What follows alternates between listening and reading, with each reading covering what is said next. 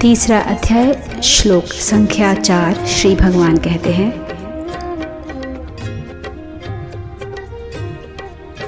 आरंभ बिन ही कर्म के निष्कर्म हो जाते नहीं, सब कर्म ही के त्याग से भी सिद्धि जन पाते नहीं।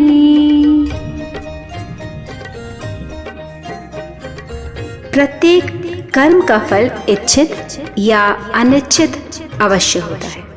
इच्छित फल की प्राप्ति तो सबको अच्छी लगती है, परंतु इच्छित फल प्राप्त हो ही जाए यह निश्चित नहीं होता।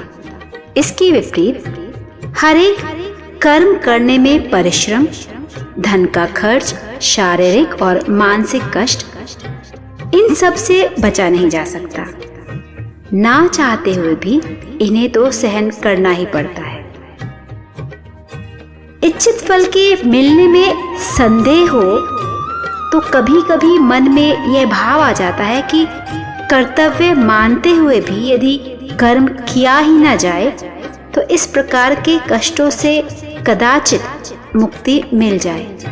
परंतु यह धारणा अत्यंत गलत है, क्योंकि यदि कोई कर्तव्य करना आवश्यक है तो उसको ना करने का भी कुछ न कुछ फल अवश्य प्राप्त होता है, जो अत्यंत दुखदायी होता है। इसे एक सरल उदाहरण से समझते हैं। मान लीजिए परिवार के लिए भोजन बनाना आपका कर्तव्य है। अब दो स्थितियां हैं। आप भोजन बनाते हैं, इसमें मेहनत है, समय लगता है और थोड़ा कष्ट भी है। लेकिन अगर आप भोजन नहीं बनाते तो क्या होगा?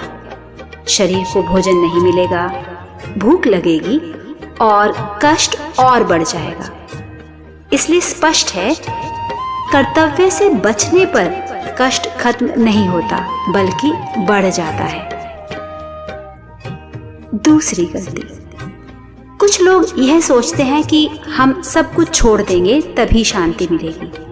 लेकिन यहाँ भगवान एक और बात स्पष्ट करते हैं, सिर्फ कर्मों का त्याग कर देने से सिद्धि नहीं मिलती। सिद्धि यानी परम शांति नहीं मिलती। क्यों? क्योंकि अगर मन के अंदर अभी भी इच्छाएं हैं और परिणाम के प्रति लगाव है तो बाहर से कुछ छोड़ देने का कोई वास्तविक लाभ नहीं होता। इसलिए केवल बाहरी त्याग पर्याप्त नहीं है। तो फिर सही मार्ग क्या है? हमें अपना कर्तव्य करना चाहिए, लेकिन उसके परिणाम से अपने मन को नहीं जोड़ना चाहिए। उसी उदाहरण में अगर भोजन अच्छा बना तो बहुत खुश हो जाना, अगर खराब बना तो दुखी हो जाना, ये दोनों ही स्थिति हमें बांधती है। सही क्या है? भोजन जैसा भी है उसे अपनी आवश्यकता के लिए ग्रहण करे और संतुलित रहे। बंधन होता है उसके परिणाम के जुड़ने से। जब हम परिणाम से जुड़ते हैं तभी सुख और दुख आते हैं और वहीं से मन अशांत होता है।